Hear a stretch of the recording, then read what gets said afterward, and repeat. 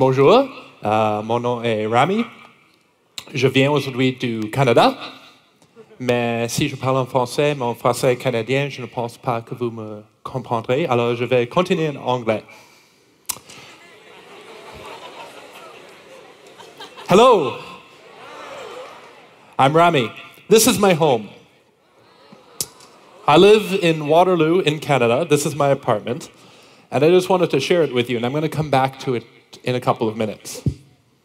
So what I want to talk about today is trust. That's why we're here today. And really the question is often, who do you trust? I don't care. I'm much more interested in why. Why do we trust? And so many times, trust begins with this fundamental thing, the handshake. The handshake goes back about 2,500 years. Originally, the handshake was a way to show someone that you didn't have a weapon, that you were unarmed. But what's amazing is that 2,500 years ago, they didn't know how powerful a handshake really can be. This is your brain. Okay, it's not your brain, it's not my brain, it's a brain. And that colored area that you're seeing is your nucleus accumbens. And it's a little piece of your brain, and I'm going to talk a little bit more about it. So what happened is that in 2012, some researchers at the University of Illinois actually studied the handshake, really for the first time. And what they did is initially they looked at behaviors, and they said, let's watch transactions happen that begin with a handshake, and let's watch them that don't. And when it was observed, what they saw was increased feelings of competence, trustworthiness, and a feeling of wanting to cooperate. But they took this research one step further.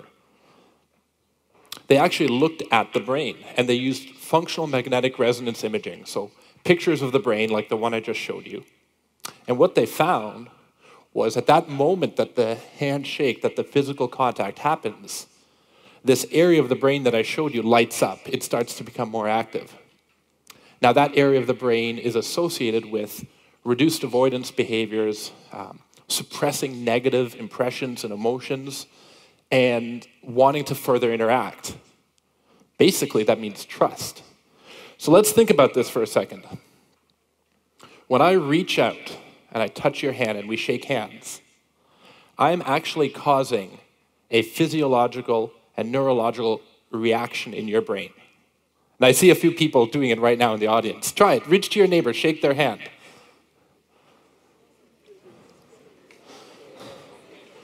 So right now, as you do that, you're causing electrical and chemical signals to be released in that person's brain, and vice versa.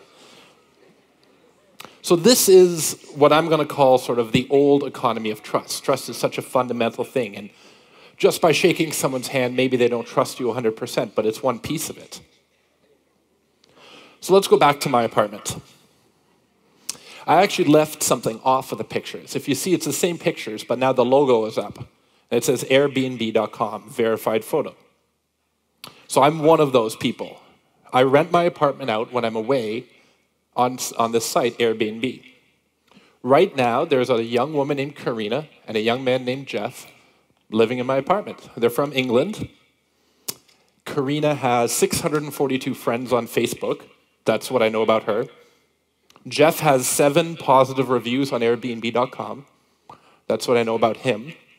I've never met them. I've never seen them. They're cooking in my kitchen.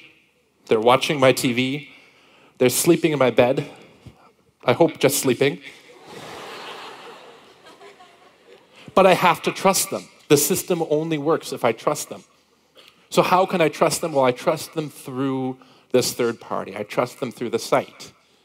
So it's almost like an implied or inferred trust that I've built with these two people.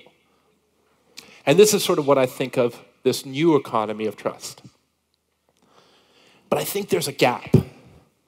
I think that there is something missing. And as we switch from this industrial economy to a connected one, as we switch from centralized systems like hotels and rental car companies to online mass collaboration and consumption systems like Airbnb and car sharing systems, you can even share pets now. You can rent someone's dog for the weekend if you want. And we shift from a system with very few winners, like the big chains, the big hotels, the car companies, to a system where anyone can be a winner and take their extra resources. We really, really need that trust. And I think that there is still a gap between this old economy of trust and the new one. So if we think of trust as a currency, and that's our theme today, what we can do is we can look at another currency. We can look at currency itself. Almost every country in the world has their own currency. There are some unions, but in general, each country or each collection of countries has their own currency. And how the currency is regulated and valuated is different in each case. It's a closed system until Bitcoin came along. And Bitcoin, which started a few years ago, is an attempt to open source currency.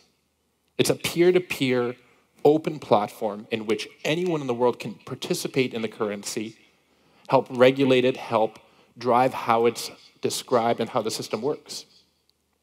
So my question to you today is, can we open source trust? Can we build a system, and there are people working on this now, where we say, let's make trust an open platform. And let's say that instead of each site having its own system for trust, we actually have an open peer-to-peer system that can describe trust, so that I'm no longer just trusting in one system in order to rent my apartment out or to rent someone else's apartment. So as we go through the day today, what I really want everyone to think about is that fundamental question. It's not who do you trust, it's why do we trust? Thank you.